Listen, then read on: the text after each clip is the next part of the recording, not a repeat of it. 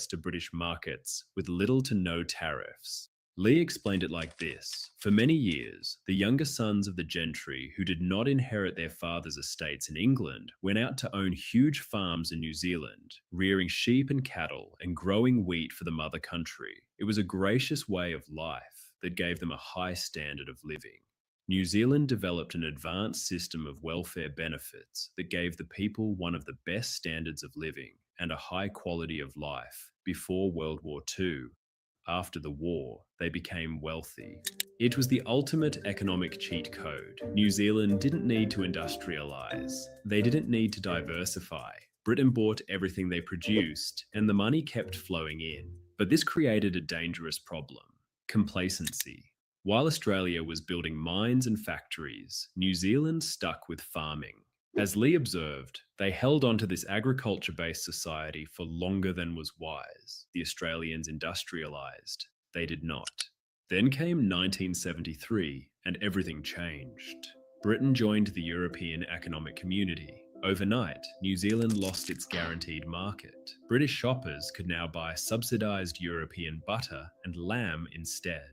New Zealand's exports had to compete on the global market, and they weren't ready. The government dumped money into farm subsidies, essentially paying farmers to produce goods that had to be sold at a loss overseas. Then came Prime Minister Robert Muldoon's Think Big projects, massive government-funded industrial schemes meant to make New Zealand self-sufficient. The results were mostly catastrophic. Government debt exploded from $4.2 billion in 1975 to nearly $22 billion by 1984, with the country suffering from a combination of slow economic growth, high inflation, and rising unemployment all at once. And the human cost? Brain drain. Kiwis were moving abroad for opportunities and salaries double or triple what they could earn at home. As Lee put it, they're bright and ambitious young people left in large numbers for Australia, Britain, and America. The government eventually tried to fix things by slashing subsidies and privatising state assets, but the damage was done. Lee observed, in the 1980s, New Zealand set out on a different course to develop an economy to offer opportunities for the talented so that they need not emigrate. They also brought in well-educated Asian immigrants, and they began to market the natural beauty of their countryside, promoting tourism on a large scale. It was a belated effort to compete. And unlike Australia, which could fall back on vast mineral wealth, New Zealand had no backup plan. As Lee summarised, without a large store of gold, diamonds, coal, uranium, and other minerals that provide Australians with a comfortable living, New Zealanders did not have the lucky country mindset. Fast forward to today. New Zealand faces a housing crisis, low wages, a high cost of living, and an ongoing exodus of talent. Over 700,000 Kiwis now live in Australia, with many more looking for opportunities elsewhere. One Redditor summed up the situation: the equivalent of the entire population of Hamilton left the country last year. We are pushing young Kiwis overseas and giving them very little to be hopeful for here, especially if your parents don't own property. I personally know a fair few people with concrete leaving plans this coming year as well. We are a regressing nation, betting on a zero-sum game and sacrificing our future. We will end up being one of those nations that have more ethnic expats than nationals. New Zealand's geographic isolation, the same factor that once made it a safe, stable outpost of the British Empire, has become a liability. It's harder to build world-class markets and tech hubs when you're this far from everywhere else. Lee's assessment was blunt. Would I like to be New Zealand? Not really. I think it's not an exciting, happening economy. Yes, they grow the world's best grasses, good for horses and cows and sheep, but a dull life. But while Lee noticed New Zealand's decline, he never stopped respecting the country or its people. Through his past dealings, he saw them as dependable, principled, and honourable, stating, "In my experience, the New Zealanders can be depended on to honour their undertakings." His critiques weren't personal, but observational. For Lee, New Zealand wasn't just a case study in economic decline, it was a cautionary tale for Singapore itself. Both were small island nations, both lacked vast natural resources, both depended heavily on global trade. Given these fundamental similarities, Lee advised that New Zealand, like Singapore, should take advantage of the growth of Asia by utilizing their growing Asian migrant communities as a necessary bridge to economic opportunity. He stated, "I have noticed many changes in New Zealand since I first came here in April 1965. New Zealand has become more diverse and more interesting. In particular, I see a growing Chinese community of Malaysians, Singaporeans, and Hong Kongers. You also have Vietnamese. They can provide you with useful links to their former countries. As you absorb more business and other immigrants from East Asia, you will more easily plug into these high-growth economies. New Zealand today is still searching for its place in the modern economy. The real question is whether they'll adapt before the next generation decides the grass really is greener on the other side." There are aspects of Lee Kuan Yew that all of us would immensely admire. He turned a third world country into a first world country with a higher per capita standard of living than we enjoy in this country. And then he finished the discussion by saying, and you know what? There are still two big fat countries in our region, which was a challenge that I think he was making to Australia and to New Zealand about where are you in terms of social and economic progress? We've come from nowhere to be an icon for many throughout the world. What have you done in your country? Changed for everyone, didn't it, in the spring of 2020 with the arrival of this thing we'd never heard of before, COVID-19 and the pandemic, and how that changed everything at that time. Governments rushing to announce stay-at-home orders, lockdowns to try and keep everyone away from each other, limit the number of infections. It was a crucial step, we were told at the time, to keep the hospitals from getting overloaded and to get everyone safe. And suddenly employers had to adapt to a situation where their employees could not come into work. So tell us a little bit about that transition. Who was working from home and who wasn't, and what did it all mean for people? It was the most incredible adjustment for so many of us. There were all these forms of technology we'd never used before, whether it's Zoom calls or team chats, that some of us are still fairly useless at using, certainly in my unit. Everyone always seems Everyone to be... still mutes themselves. Everyone seems to be on mute. So it was an incredible adjustment.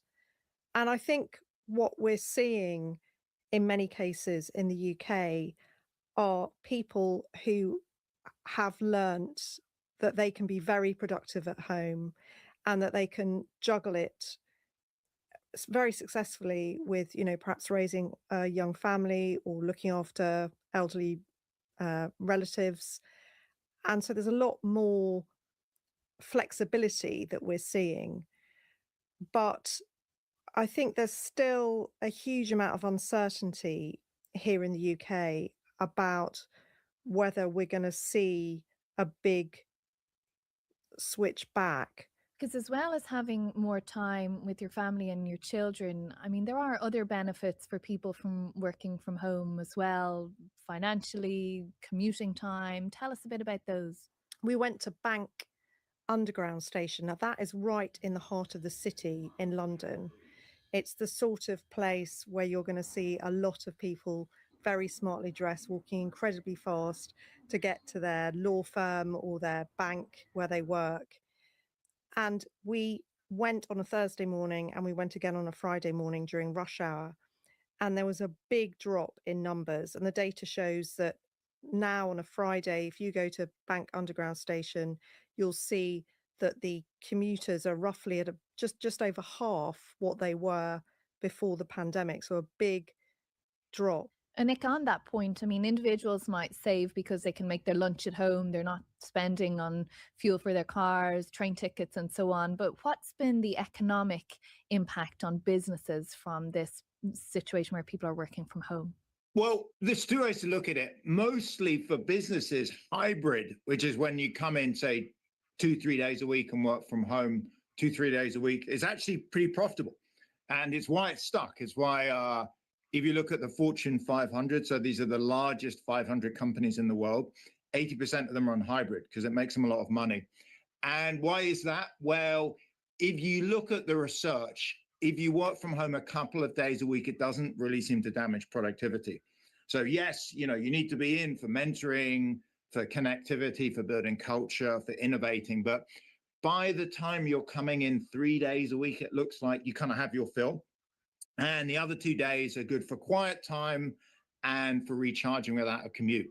So productivity is not affected. What businesses gain is turnover is a lot lower. So in one study we published actually last year in Nature, you see quit rates fall by about a third. And you can see why. Like folks are like, I really like working from home a couple of days a week. I'm less likely to change jobs.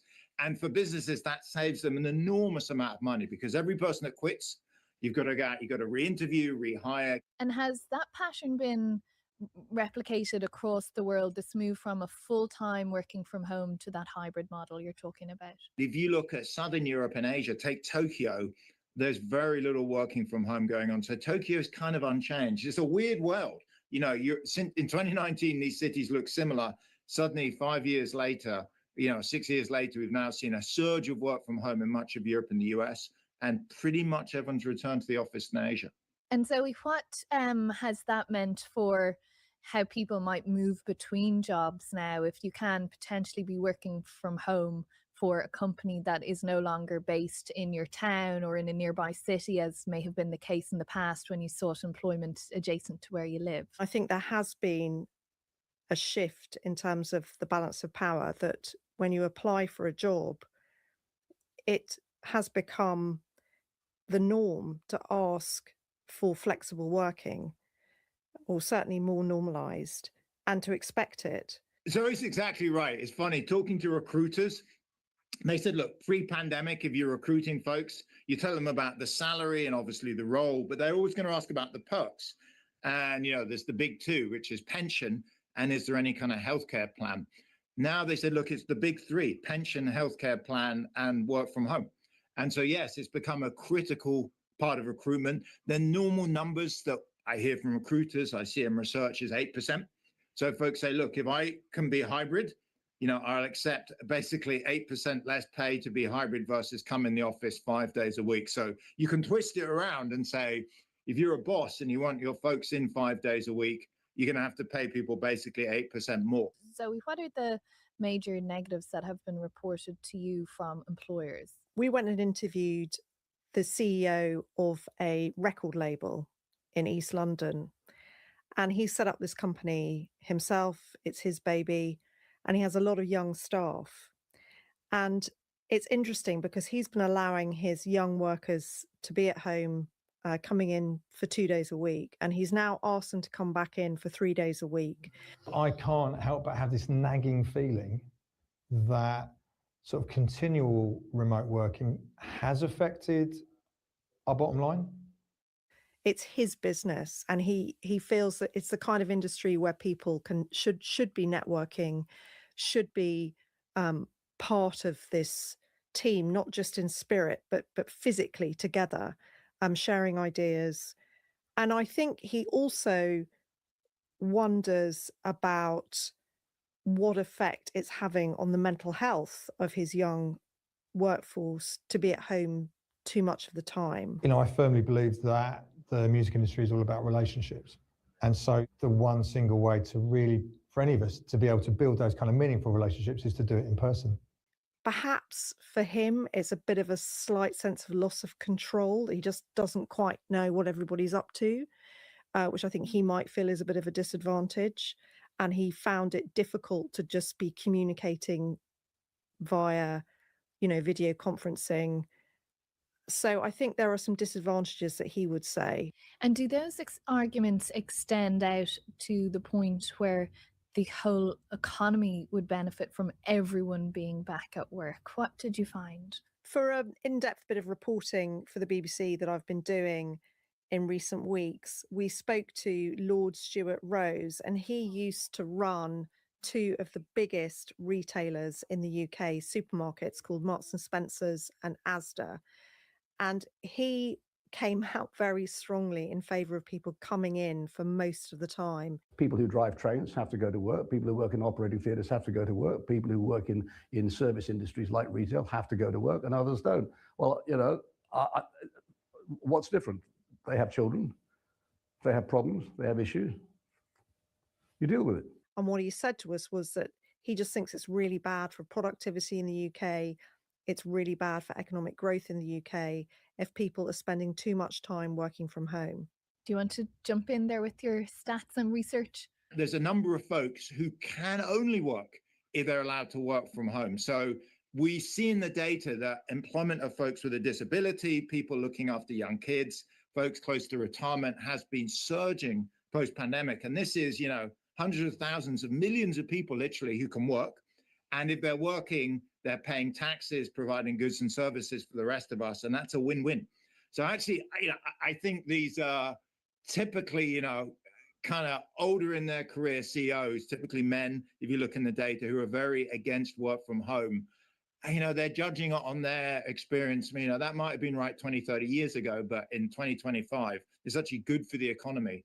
And that's interesting that there are certain jobs that can only be done in the workplace, but there are certain people who can only work if they're at home. And it's sort of setting up a bit of a divide between workers. Just to broaden it out a little bit, we heard Elon Musk, of course, aide to President Trump and billionaire businessman, tell CNBC recently that not only did he think working from home made people less productive, he also thought it was a symbol of class division between white collar and blue collar workers, to use those terms. Nick, what do you make of that argument? Well, Musk's views are really problematic. So I'll give you an example. There was someone I was speaking to last week who, a couple of years ago broke their neck in an accident. And so he used to be, pretty senior exec. Poor guy is now basically disabled from the neck down. And he said, look, if I've got to go into work, it takes me about 3 hours.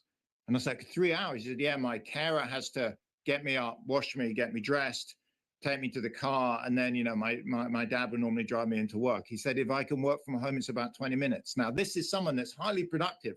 If you force someone like that to come into work every day, he said, to be honest, I'll probably stop working. And so the Musk view of trying to turn it into a crusade to force everyone back to the office is going to lose folks like that, people with young kids, folks close to retirement, and is a loss to all of us. If there are more people working and paying taxes, it's less taxes for the rest of us to pay. Nick, why do you think this has become such a politically charged issue? It's almost a culture issue here in the US, and obviously, as we've been talking about, it's a huge issue in the UK at the moment now as well. Politics comes into everything eventually, unfortunately, and politics has come into work from home. It's pretty natural in a sense, because if you look who can and who can't work from home. So think about who can work from home. They tend to be university educated folks. They tend to be professionals, managers, they're higher earners. They tend to have a certain type of politics. And at the other end, who can't work from home they're more likely to be frontline service workers. Maybe they left school at 16, 17, they're lower earning. Certainly in the US, that group tends to vote for Trump. And as a result, if you're Trump or Musk, your vote base is people that can't work from home. And it's appealing to then ban work from home because it appeals to the base. If you can kind of poke in the eye the other half of the population, it's a win for your base. So you tend to see populist parties that tend to appeal to lower income, more kind of frontline service workers, frontline workers. They tend to be against work from home. And if you look at parties that tend to have more university educated people that have office jobs, they tend to be more supportive of work from home. And, sadly, that's nothing about whether it's good or bad. It really just predicts who votes for these politicians. And politicians know who their voters are and they appeal to them. And I suppose the other side of things, Zoe, really is that some countries are actually taking steps to make remote working part of workers' rights or workers' entitlements. Spain has guaranteed the right to flexible arrangements. Last year, Ireland made it a legal right to request to work remotely. And the UK government is including the right to work from home in an upcoming bill. So there are places where working from home, the right is being protected, aren't there? That's right. In the UK, the Employment Rights Bill is going through Parliament right now. It's due to become law in June. But the critical question is how this is going to be implemented, because there's something that's going to have to be worked out, a code of practice over the next year or so. And that means there's going to be yet more consultation. And there is concern by campaigners who want to see more flexibility that business is going to lobby government hard and reduce the amount of working from home that's made possible by employers. So I think it's really still up for grabs. And the government is desperate to prove to business that its number one priority is economic growth. So I think it's a bit unclear at the moment exactly how this legislation is going to be implemented, how it's going to work, and whether it is actually going to increase flexibility at work, whether it's really going to lead to an increase in the number of people working from home. Okay, so final question. After all that we have been discussing here, what do you both think the future of work will look like? Will hybrid work be as popular 10 years, even 5 years from now, as it is as we're talking today? Nick, what's your final thought on this? So working from home is going to follow a Nike swoosh. So, it dropped from 20, 21, 22. It fell pretty clearly. It's now in the flat bit. We can see in the data it's not really changed for the last year and a half. Long run is up. So, 2030, work from home is going to be higher than it is now. Why is that? 3 drivers. One is companies have office leases and they last typically 10, 15 years. As they expire, companies think, oh, now's a good time to downsize. And we've been seeing that. 2 is younger CEOs, younger firms tend to be more remote. And as current CEOs kind of age out and retire and replaced by younger folks, then they're more sympathetic. And finally, actually, most important is technology. I'm in my 50s. I grew up in the UK in the early 70s, and both my parents worked for the British government, actually. And I remember as a kid, one of 4 kids, occasionally my mum or dad would have to work from home because there'd be some, one of us would be sick off school or something. And I was talking to them the other day, and my mum was saying, like, it was terrible. You'd have to be carrying in the 80s piles of paper home. You could phone into work, but it's really expensive. And technology's just got ever better. So in the 90s, we had computers. We then got the internet, cloud, video calls, all of this stuff. If you look 2030, it's probably going to look like the Star Wars Jedi Council. It's like holograms and amazing headsets. And it's just going to be easier to work remotely. Zoe, what do you think? Where will working from home or hybrid working be in 10 years, say, from now? I think there's a really interesting question about what do companies in this country really think about working from home? How many CEOs think like Lord Rose, but don't say so publicly? I say that because working in the business unit here at the BBC, you hear things. And I've been talking to colleagues about this, and they think there are probably more chief executives out there that want their workers back in more, possibly back in full time, than are actually letting on. We do hear that anecdotally in the business unit. So I think there's a bit of a question there about how the chief executives of our biggest companies think about this. But I also think there's another question in terms of what this is going to look like in, let's say, 5 years' time. And that's just the state of the economy, the state of the labour market.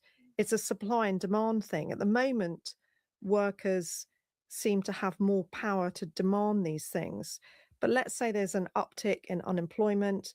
Let's say it's harder to find work. Will that balance shift back towards employers? And so for those employers that don't want their staff working from home, will it be easier for them to say no because there's a bigger pool of people looking for work? I think those are 2 things we're just not really clear about at the moment. Fascinating discussion. Thanks to you both for being here. Thank you. Thanks very much for having me. Thanks for being with us. If you want more episodes of The Global Story, find us wherever you get your podcasts. Every day, we do a deep dive into a single international story. Subscribe to make sure you never miss an episode. And if you want to, do leave us a comment in the section below. Thanks for watching. Bye-bye. Hello, I'm Lucy Hockings. From the BBC World Service, this is The Global Story. Today, are teens in Australia about to get kicked off social media? Parents across the world know this predicament. Social media networks can be a huge part of teenage life, a place to speak to friends and join communities. But it's also a place where harmful content can repeatedly impact young people.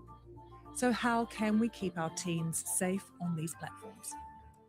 In today's episode, Australia wants to ban teens under the age of 16 from using social media networks. But will it work?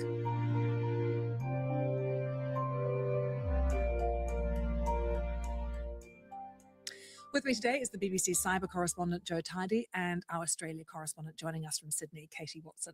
Hi to you both. Hi. Joe, I think because I have teenagers that social media is a bit like a runaway train in a land I've never been to. And I just really want the train to pull over and give me a bit of a break. It is a constant topic of conversation in my house. Is that because the kids want to be on there all the time? They're saying, give me my phone late at night, that kind of thing? The kids want to be on there all the time. Yeah. That is where they're talking to their friends. That's where they're making plans, making arrangements, everything from a sports practice to meeting up, to socializing. It's all happening on social media. It's no surprise though, is it? Because these platforms have become the biggest companies in the world because of how successful they are. They know how to keep us on the platform. They've got very, very specific and very sophisticated algorithms that know that if you dwell on a picture, oh, you might like that kind of content. Let's give you more of that. They know that, for example, when you get a like, it feels good. Or when you get a message, it makes you feel loved. So it's no surprise, is it, that young people, even more so than us, are addicted to social media. And what about your kids, Katie? They're a bit smaller, but has it made you think about what you're going to do about social media as they grow up? Well, I think I'm in the privileged situation of watching everybody with slightly older kids. My eldest is 8, and so I can see everybody else who've got early teens panicking, and I can take a view or certainly start debating and discussing it with my partner. I think no, none of them are on social media. They sometimes look at what I do, but really I'm in a probably good place right now. So but I've got to make decisions, and I've got to have that kind of authority of what my plan is. And at the moment, I'm still formulating that one. Have you formulated a strategy with yours, Joe? They're small too. But yeah, my eldest is 10 today. I've got 2 others who are younger, so I'm in the same position really. I'm waiting to have those conversations. Luckily, they're not happening yet. And my boy is obsessed with football and likes to be outside, and loves gaming. I have to restrict the gaming, but phones, social media, I'm not there yet. So any advice from you would be great. Okay, I've got lots of it. But let's have a look at what Australia is proposing. This is about protecting young people, not punishing or isolating them, and letting parents know we're in their corner when it comes to supporting their children's health and well-being. That's Australia's Communications Minister, Michelle Rowland. She says the ban is going to cover platforms like TikTok, X, Facebook and Instagram. Not that many teens are actually on Facebook, I have to say, but it's about protecting young people from the harms of social media. Katie, tell us a little bit more about what the Australian government is saying and what they're planning. This has made huge waves in Australia because of the age 16. That was seen as a high age, a big discussion about whether, that was even going to be feasible. What the main thing is that parents aren't going to be penalised, neither are any teens who slip through the net and get social media accounts, but effectively there'll be no exceptions, not even if parents agree and say that they want their kids, they're okay with their kids having a social media account, that they can't do that.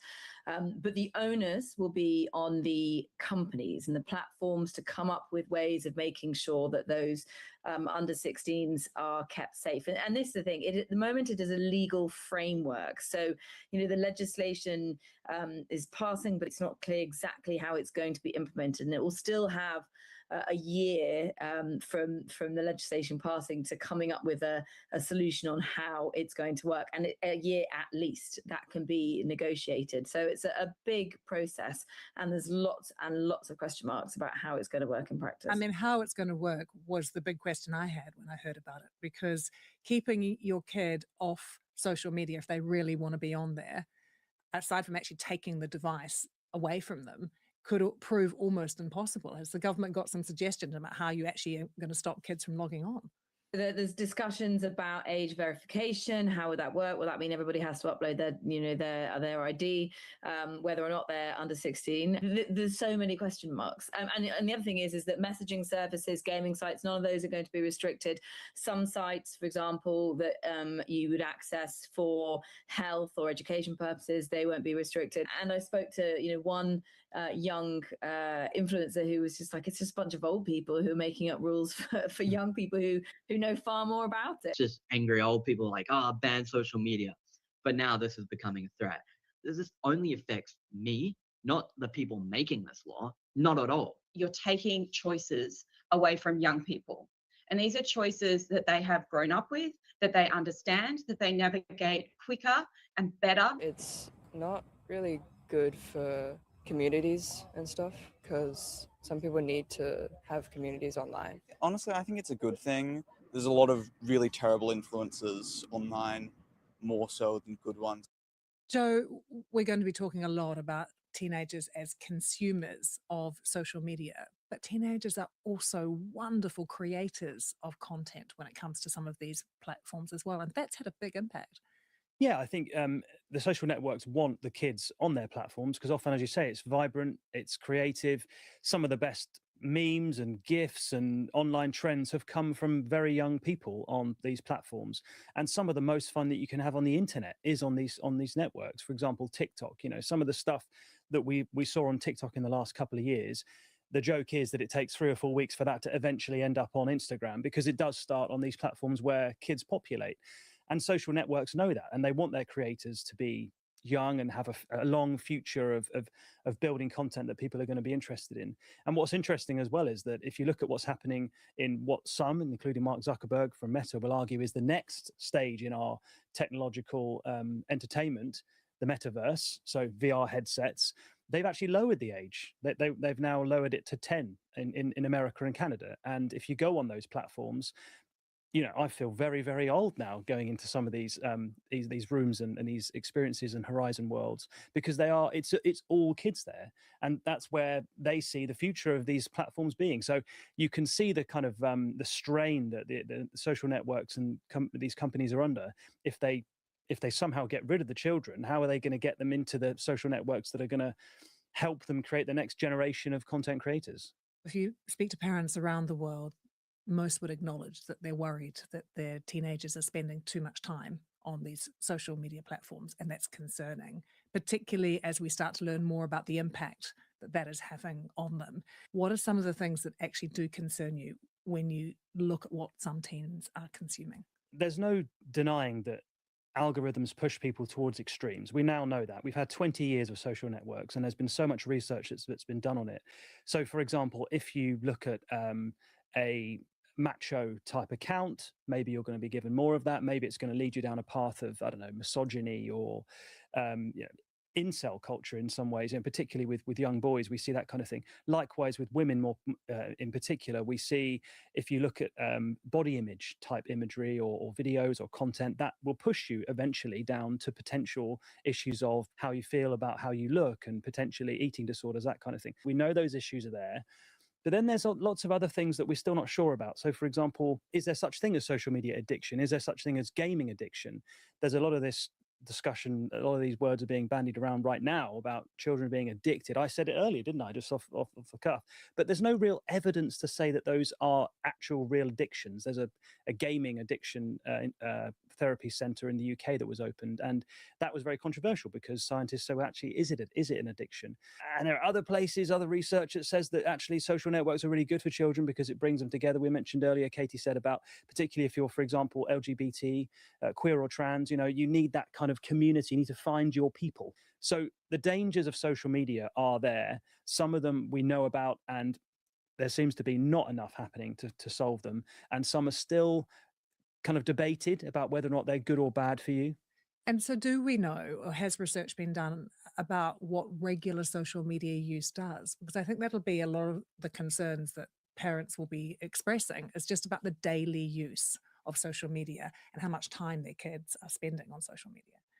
Well, the research says that if everything else in your life is stable and good, then social media is good because it's another way to socialize, open up your world horizons, that kind of thing. But when you add that into a situation where perhaps you haven't got a stable home life, or you're being bullied at school or something like that, then it can just compound problems and make things worse. There's no hard and fast rules that I've seen in research that says if you spend more than 2 hours a day as a teenager on social networks, you're going to have mental health problems. There's nothing that concrete out there. But the thing about all of this is you only have to ask a parent when you look at your kid absorbed in their phone for hours and hours a day, perhaps starting to feel bad about how they look or things like that, and you feel like anecdotally it cannot be a good thing. Or that it's preventing them from doing other things. Yeah. The amount of time I hear parents say, get outside, get